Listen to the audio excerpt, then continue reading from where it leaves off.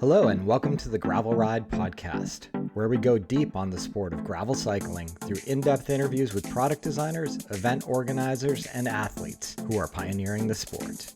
I'm your host, Craig Dalton, a lifelong cyclist who discovered gravel cycling back in 2016 and made all the mistakes you don't need to make. I approach each episode as a beginner to unlock all the knowledge you need to become a great gravel cyclist. This week on the podcast, I'm excited to welcome Adam Sklar, founder of Sklar Bicycles, to the pod. Adam shares his journey in cycling, starting out with his entry in mountain biking through his ski friends in Boulder, Colorado, to ultimately becoming a frame builder out of Bozeman, Montana. Adam's recently moved from building strictly custom bikes to doing small batch production. He's got a model called the Super Something that if you're a fan of the sport, I think you'll recognize the subtle yet beautiful arc of that top tube that he's known for. With small batch production, he's getting these bicycles into the hands of more riders who are appreciating his craftsmanship and design of this modern gravel bike. Before we jump into the pod, I need to thank this week's sponsor, AG1. I started drinking AG1, 5+ years ago at this point. I was looking for something to just give me a base foundational layer of nutritional supplements that I knew I was likely missing in my current diet. I drink it each morning mixed with ice. It's a pretty simple way of getting a multivitamin, probiotic, and more in one simple drink. With each daily serving, I'm setting myself up for success with 75 high-quality ingredients that gives me my key daily nutrients and supports energy, focus, strength, and clarity. It's a micro habit that delivers macro benefits and helps just about everybody take great care of their health every day. If a comprehensive solution is what you need for your supplement routine, then try AG1 and get a free 1-year supply of vitamin D and 5 free AG1 travel packs with your first purchase. Go to drinkag1.com/thegravelride. That's drinkag1.com/thegravelride to check it out today. With that business behind us, let's welcome Adam to the show. Adam, welcome to the show. Thanks for having me. I feel like I've been admiring your bikes from afar for a while, so I'm excited to have this conversation and just learn a little bit more about the origin story of the brand. Cool. Yeah, I'm excited to talk about it. Let's start off with just learning a little bit about you. Where'd you grow up and how'd you discover cycling in the first place? Cool. Yeah, so my name is Adam Sklar. People know me for my bike brand, Sklar Bikes. I grew up in Boulder, Colorado, and I guess my entry to bikes was through my ski friends. I grew up ski racing, and then in the summers, all my ski friends were into cross-country mountain biking, like mountain bike racing, as you were if you were a kid who grew up in Boulder. And so after a couple summers of them like begging me to go mountain biking with them, I finally tried it, and it hooked. I guess I got hooked super hard. It was sort of the thing we could do where we went outside all day and our parents wouldn't bug us or like ask questions about what we were doing. So we would go up in the mountains and pack our lunch and go on these big long rides. And that's sort of, what my entry point into cycling was. Amazing. And then did you catch the racing bug from your friends? Not really. I tried to make it go. My last year of high school was the first year of Nica in Colorado, and that was cool. And I thought I would get into racing, but I moved to Montana and they didn't really have bike races there. So I never really got super racy, but I wanted to be, for sure. And what led you to move to Montana? I came to Montana for college, so I went to engineering school at Montana State in Bozeman, and that's how I ended up in Bozeman. Gotcha. And in the course of your education there, did you learn to weld? A little bit, yeah. So I built my first frame winter break of my freshman year of college. So I was, built is maybe a generous word, but I got some tubes and stuck them together with like stuff from Home Depot. And at the end of my time in Boulder, I'd met this guy, Walt, who does Walt Works. and he built me a fork for my mountain bike because we were all into rigid 29er single speeds, very Boulder. And I showed it to Walt, and he felt bad for me, and so he gave me a brazing lesson and taught me how to do it. So then I did a couple more on my own, and then yeah, went back to school. I got a job in the machine shop on campus, and it just so turned out that the guy who ran that shop had built frames in the 70s and 80s, and so he really took me under his wing. And so I was working in the machine shop, helping engineering students with like their senior projects, machining stuff, and then some nights there would be no one there, so I would just machine bike tools or work on bikes, and that's sort of how I built up a lot of my shop and experience. Amazing. If you had to guess, how many bikes did you make while you were in school there? Oh, probably, I bet like 20. I think I met that guy Tom Youngst, who was the shop guy. I think I built 7 when I met him, and then I probably built another 20 or something. That's sort of like the business started because I was spending all my money building bikes for friends, and which is, it's how it goes. Like, you build one and it's really fun. It's so cool. You ride it and you're like, wow, I made this. That's amazing. And then your friends see that and they want one. And I also wanted to build more bikes, but I had enough. I couldn't just keep building myself bikes. So I got my friends to buy them, and then, yeah, I was like, why do I have no money? I need to make one bank account that's just bike stuff. And if that's zero, then I'm not making money. And that was kind of the start of learning how to do a business as well. Interesting. And what type of bikes? I think you might have mentioned this, but what type of bikes were you making for your Then friends? it was, yeah, that was still in our rigid single speed 29er days. So I Yeah. think like out of the first 20, I bet 15 were those. Yeah. And did you have an opportunity to kind of explore the different characteristics of the various steel tube sets available? I think that early on, yeah, I was still learning about that stuff. A lot of experimentation, there were some frames, nothing was ever wildly unrideable, but you build one and you're like, okay, that's super stiff.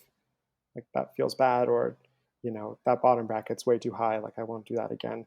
Um, so luckily my friends were very forgiving with some of those first ones.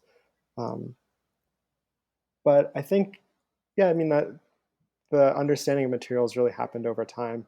I think, you're starting and you're just working on the actual fabrication craft. So like, it would come in phases. Like, at first it was like, I need to get good at welding, and we really focus on the welding.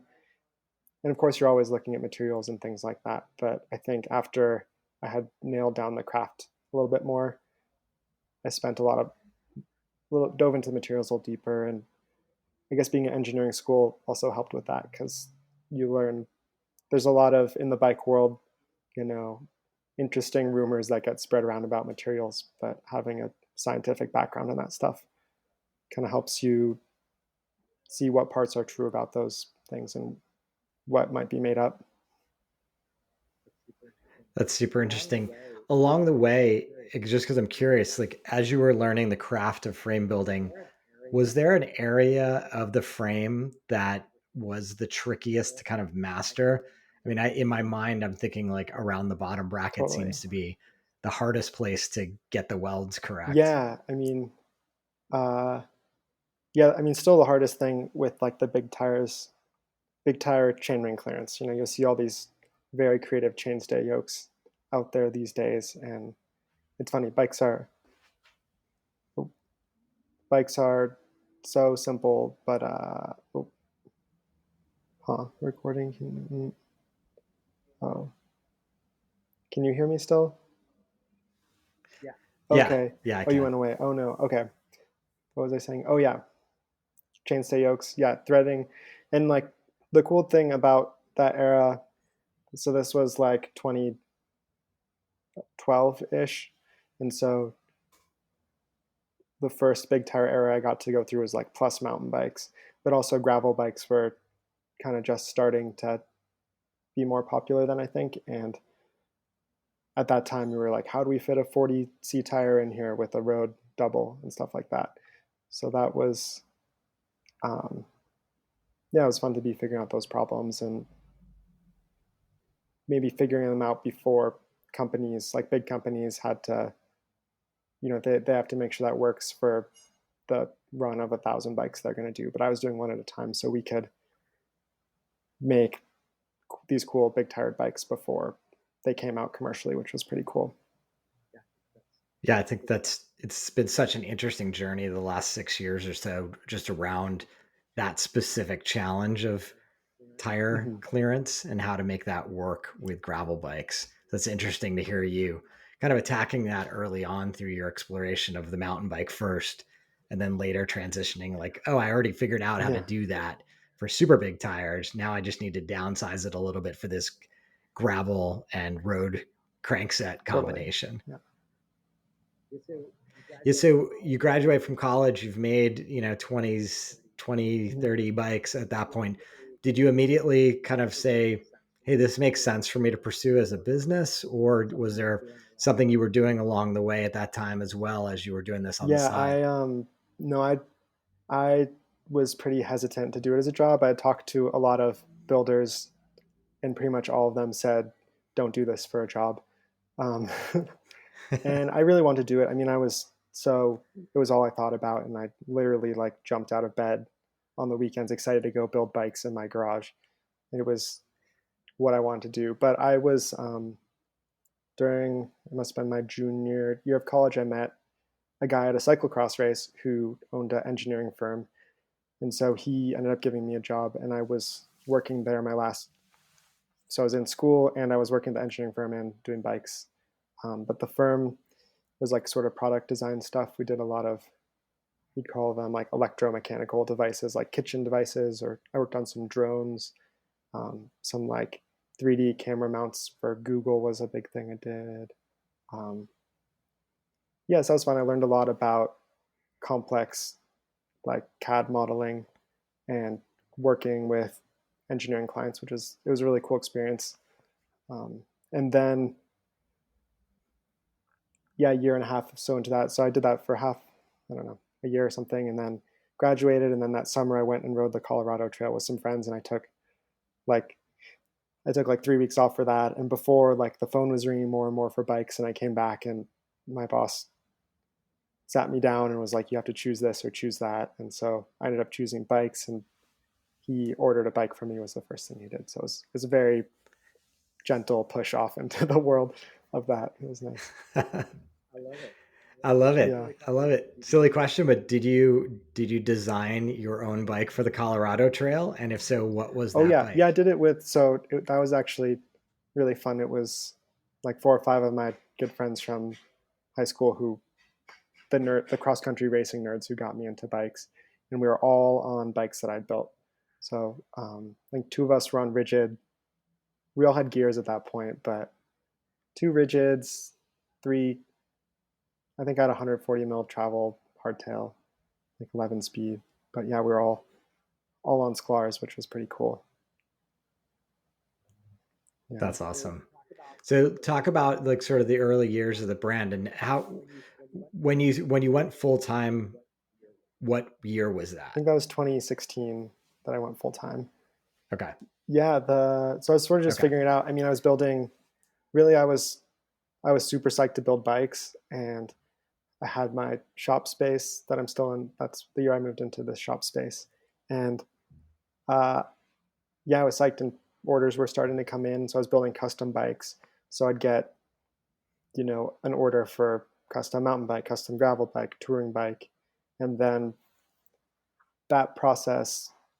By that point, I had probably built 50 or 80-ish bikes, and develop that process a little bit more. So with a customer, when they come to you, on average for the custom bikes, it would be 60 or 80 emails per bike.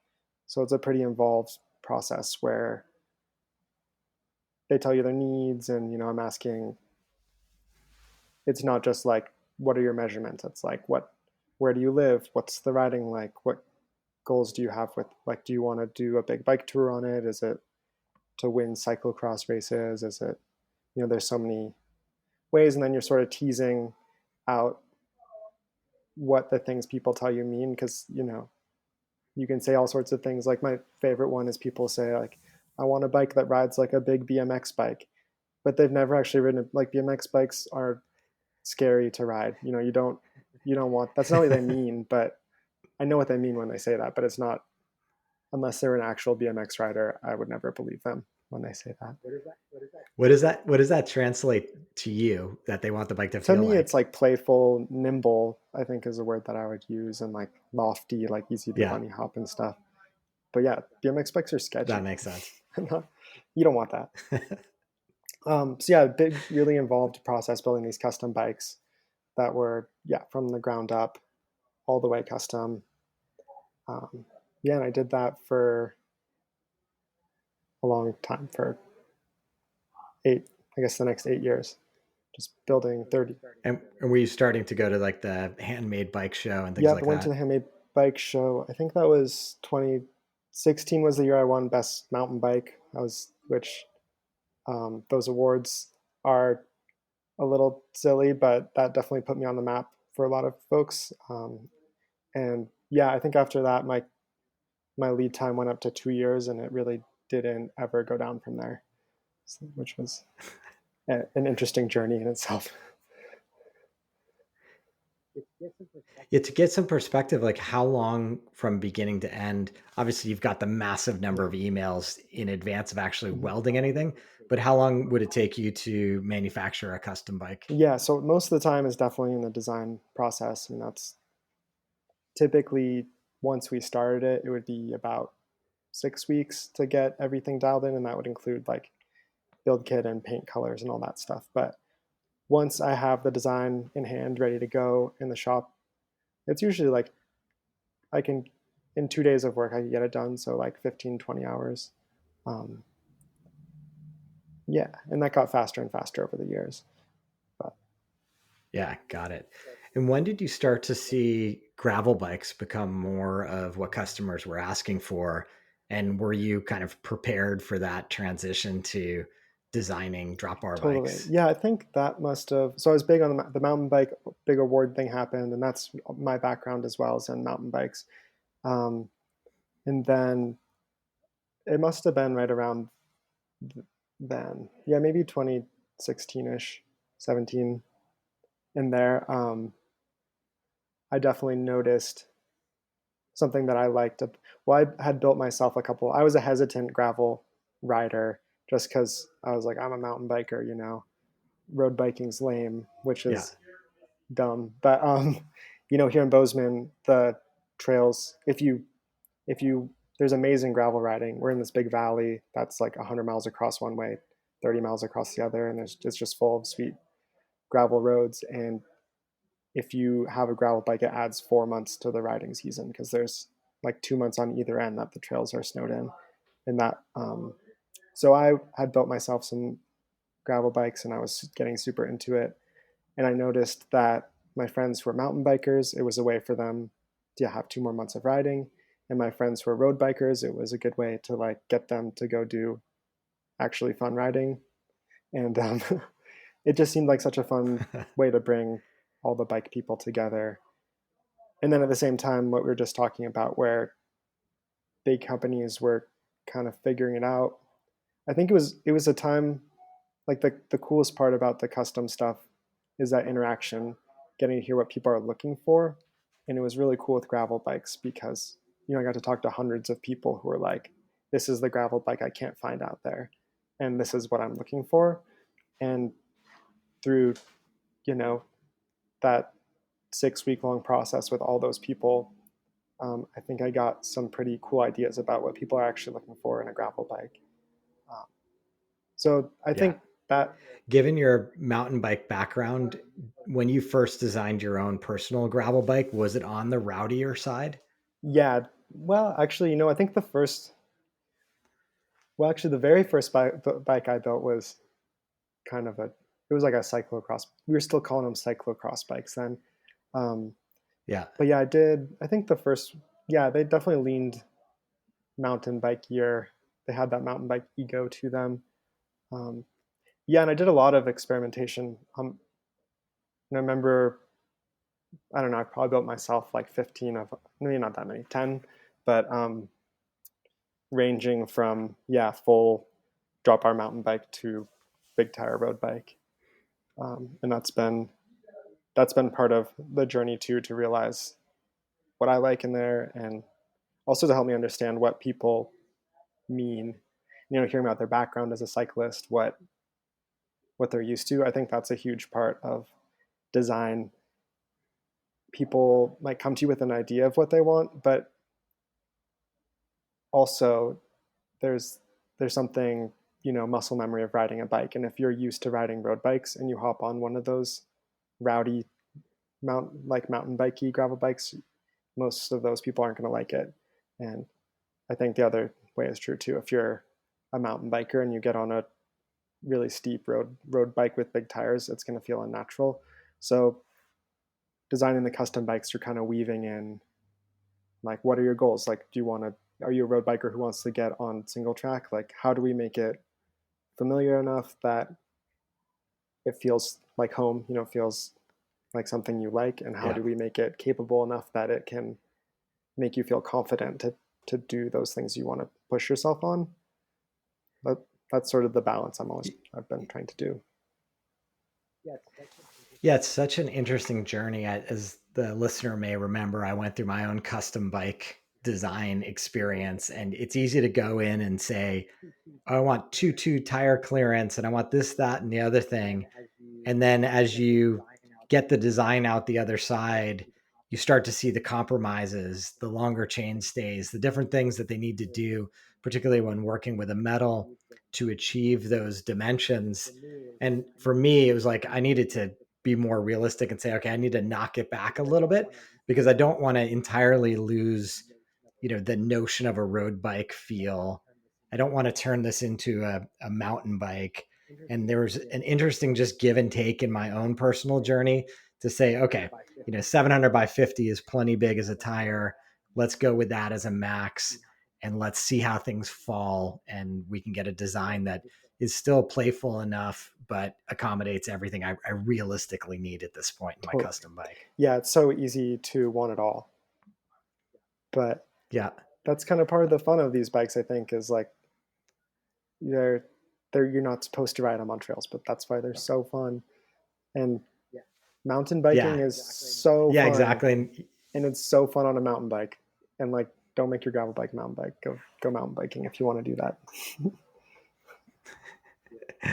Yeah. I know you spent time in Marin County, so you know how rowdy the trails can be out here. So mine is probably definitely way closer to a mountain bike than a traditional gravel bike, but I am conscious of, I have a mountain bike, so I don't want to get too close to that chassis. Yeah. It needs to feel good when I'm on the roads and still be, zippy enough to do all the gravel bike things. Yeah, I don't think everyone needs like 12 bikes. I mean, like I have 3 bikes I ride, so I like there to be some, I don't want to like be confused about if I should ride my hardtail or my gravel bike, I guess sometimes you still are, but it's nice to have them be a different vibe.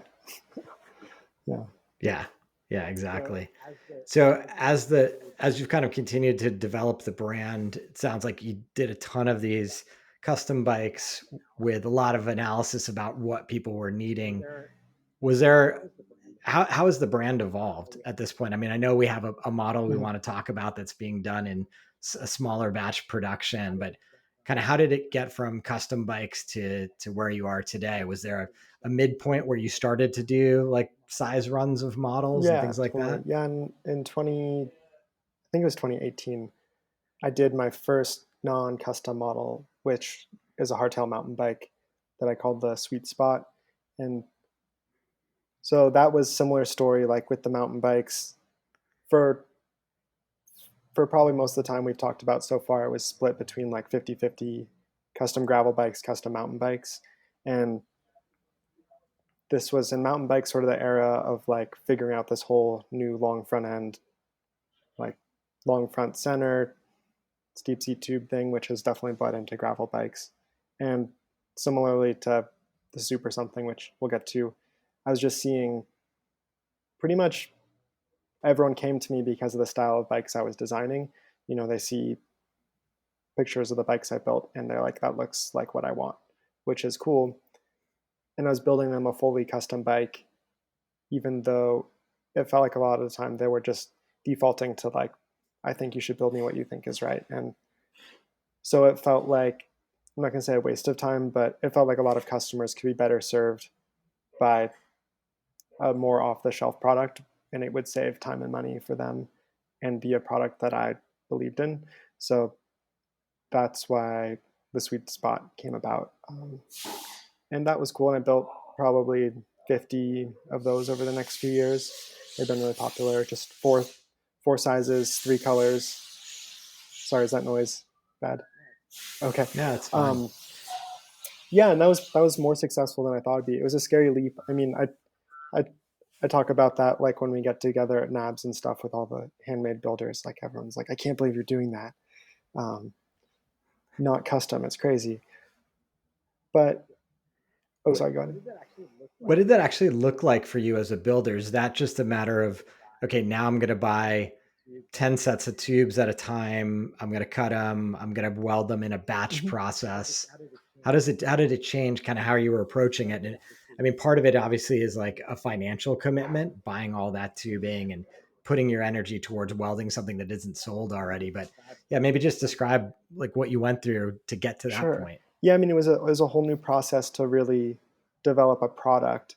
Whereas I guess this is something I've been thinking a lot about. Like the custom stuff, you're solving different issues every time.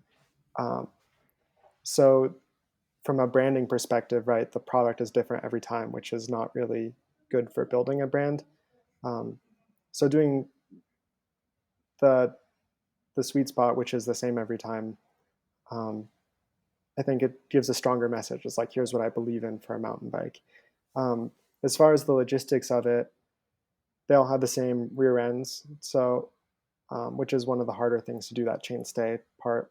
So I would weld like 5 at a time of the bottom bracket to chainstay to dropouts and just kind of keep those around. And then there's a couple other things like bending and slotting and putting a dropper port in for a seat tube. So I'd keep around a seat tube. When I did one, I would do 4 or something, and so I've got a box of them around. And someone orders one, and I can like throw the chainstays in the jig, throw the seat tube on, and from there it's like 4 or 5 hours to finish the frame. So it made it, yeah, really quick to do those. Yeah, and that was Got it. nice. And then my painter keeps the paint on hand, so it makes paint go faster. We know all the hardware that we need to have to build it up, bolts and stuff like that. So it just really streamlined everything. And that was cool. People got to get the bikes. Instead of waiting 2 years, it was 3 months, which is, I think, more reasonable. I never intended to have a 2-year wait. That was, yeah. Yeah. Yeah, and maybe take a moment, Adam, and just describe there is something visually unique about the bikes you put out there in the world. I particularly key in on the sort of top Sure. tube. And that seems to be like a hallmark of the brand at this point. Is that true? Or do you build bikes with straight top tubes as Yeah, the well? curvy top tube I started doing very early on. It was mostly because I wanted to ovalize the tubes, which they're curvy, but they're pretty ovalized, which I was in engineering school and we were learning about beams and stuff, and so the wider cross section is the ultimate in uh, laterally stiff, vertically compliant, as they say. So that was sort of what I was going for. But then I also was building frames that looked like that, and I thought, yeah, I mean, what we're talking about with the brand, like I wanted a bike that you could tell without paint was one of my bikes, and so I think I've achieved that, which is nice. Uh, yeah, it's nice to have Yeah, it's something, super clever. and it was a way to be consistent, even though I was building different custom bikes every time. It was still a Sklar, and I like that. Yeah, that makes sense. Well, let's jump on to the latest model you're releasing, the Super Something, the gravel bike. I'd love to hear just about some of your design philosophy with that bike and help the listener understand, who's the intended rider and what are some of the things you considered when designing this Okay, bike. yeah. So the Super Something has been exciting. The first batch went out earlier this year, and the second batch is on a boat from Taiwan right now. So that's exciting. Um, that that project started, 2 years ago. It takes about a year to design that bike. But as we've been talking about, it's sort of that culmination of the hundreds of people I've talked to about what they want in a gravel bike. And then that paired with also all these friends who, especially during pandemic times when everyone was getting into gravel biking, it felt like I had all these friends who were like, what bike should I buy? And I should mention that the custom bikes were, in addition to being a really long wait, were very expensive. And I kind of got bummed just telling my friends over and over, like, maybe like the salsa is really nice. Um, so I wanted to make a bike that in like good conscience, I could tell my friends who are newish to cycling, or, maybe an experienced mountain biker, experienced roadie, like this is a super nice bike that you can build up to be a really cool gravel bike. Um, and yeah, I experimented, with the rowdy mountain bike-ish geometry, and didn't love that. I love more the experience of riding a bike, like not, engaging, still an engaging ride. So it leans a little bit more on that traditional geometry end, um, but it definitely takes into account some elements of new school geometry. So they're designed around a little bit shorter stem. They're higher offset, which allows for a bit of a longer front end, but the trail is still similar to like road, a little bit more than a road bike, kind of similar. Yeah, a little bit more than a road bike. And what tube set did you end up deciding on So for it's this our own bike? tube set that we developed there. It's all really nice, air hardened, like double butted chromoly. It's the good stuff. I mean, I know a lot of brands like slap a label on there and say it's some, I don't have a name, I don't have a cute name for it, but it is, it's really nice, um, and it rides super well. So I should come up with a name for it if anyone has an idea.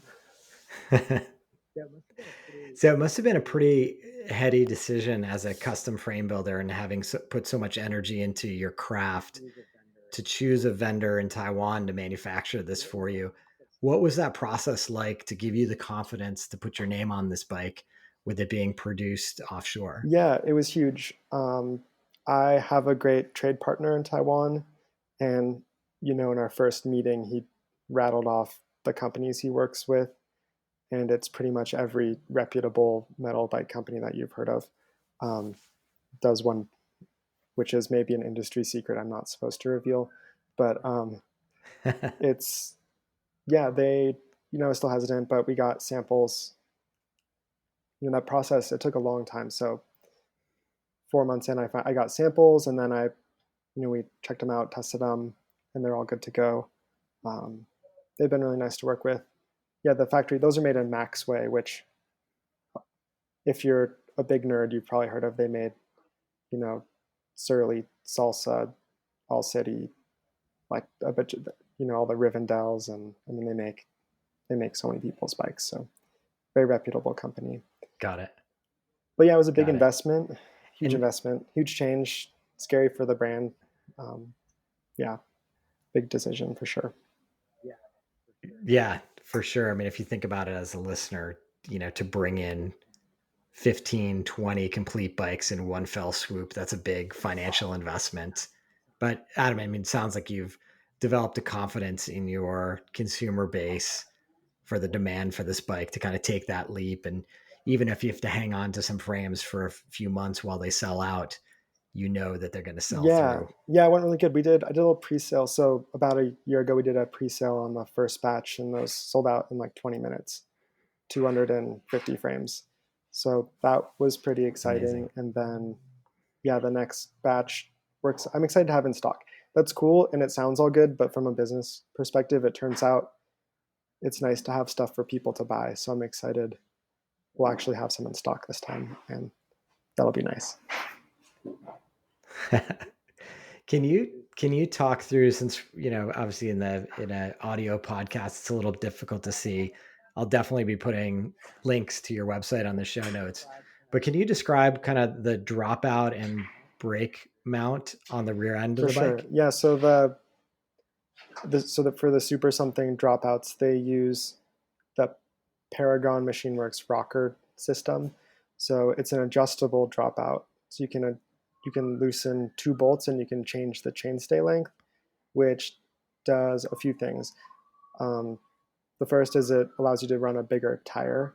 So slammed all the way forward, it'll clear like a 700 by 48, I think.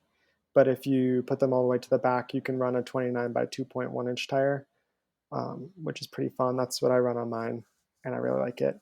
Um, Also, you can kind of tune in. I mean, it's a pretty minor difference, but you can tune in the ride quality a little bit more stable all the way back, a little bit more snappy all the way forward. Um, and Yeah. then, yeah, you can also swap that out. If you wanted to run single speed, you can put in an insert that has no hanger, or now you can do one that's UDH if you want to do that, or you can switch between a post mount or a flat mount brake as well with those inserts. So it's really versatile. I Oh, wanted wow. something that, Yeah. yeah, after the really unattainable custom bikes for so long, something that was approachable. And if you have like a bike you want to swap the parts off of or do a parts bin build, like that's been fun to see people building them up in all sorts of different ways. So it's really versatile in that way. And then it looks like you might be routing some of the cables externally on this Yeah, I'm bike. a full external routing always kind of guy. So they're fully external. Yeah. Got it.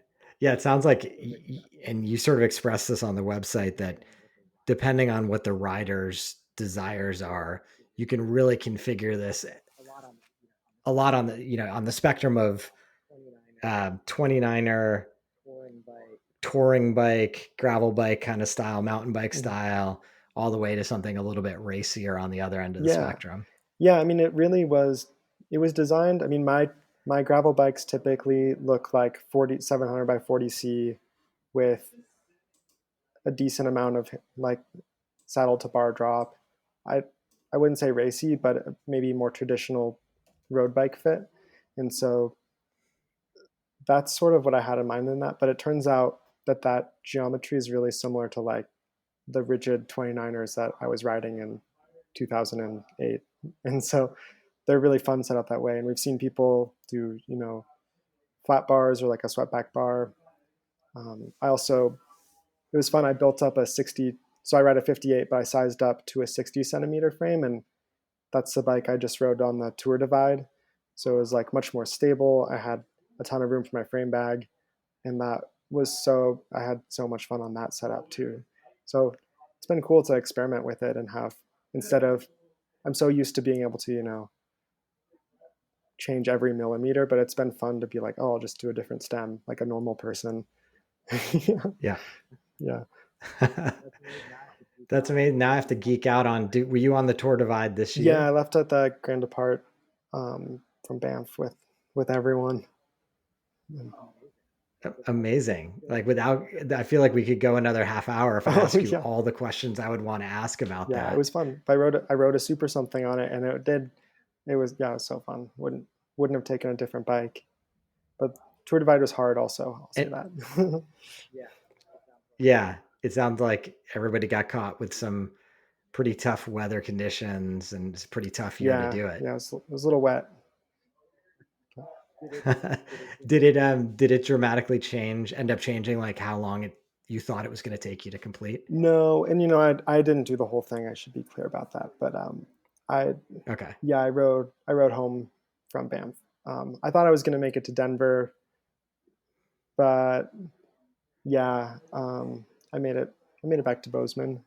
Um, the weather, we missed that. The real money part, I think, was that Great Basin section in Wyoming, and we were also, there was a section right by, yeah, where I stopped, and it was 40 degrees and raining, and my friend his family has a ranch right there with good food and a creek to sit in, and I couldn't help myself but peel off. So, but it was beautiful. I mean, it's such amazing riding all the way through there.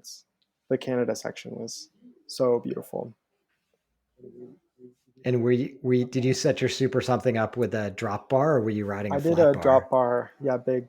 The Crust towel rack is that 670 Yeah. millimeter bar, and I love that bike. I I love it so much that I sold my two other drop bar bikes because I'm having so much fun on that bike. Um, yeah. Interesting. Yeah, amazing. Well, I'm glad you dropped that at the last minute. I'm such a Tour Oh, Divide really? fanboy. I've thought about it on a number of occasions to do it, and just trying to carve out that right moment in my life to be able to pull it Totally. off. It's a commitment, but I would recommend it if you have ever wanted to do it. It's really cool. Yeah. Yeah, no doubt about that. Awesome. Adam, anything else you'd like the listener to know about the brand while we have you? Um, what would I want them to know? Bikes are fun. We make fun bikes. Check out the Super Something at sklarbikes.com. Production mountain bike coming next year if you do those two. Uh, Send me an email if you have any questions. I'm happy to chat. Nice. I love it. Adam, thank you so much for the time. It's great to get to know you a little bit. And I can't wait to see more of these bikes out there. I find them just so visually appealing. And I like what you've described as the vision for how these bikes are created and conceived and what their intended uses are. So keep up all the Cool. good Thanks, Greg. work. Yeah, it's been a lot of fun. That's going to do it for this week's show. Big thanks to Adam for joining us and telling us more about the Super Something and everything he's been up to at Sklar Bikes. Apologies for the sound remnants that you might have heard during this broadcast. We got a little bit of a bad connection during the conversation, so I apologize that the audio quality isn't up to our high standards here at the Gravel Ride podcast. Big thanks to our friends at AG1 for sponsoring the show. Please visit www.drinkag1.com/thegravelride to get that 1-year supply of vitamin D and 5 free AG1 travel packs with your purchase. If you're interested in supporting the show, ratings and reviews are hugely appreciated. Just go to your favorite podcast app and click through and hopefully offer us a 5-star review, as that really helps in our discoverability. Until next time, here's to finding some dirt under your wheels.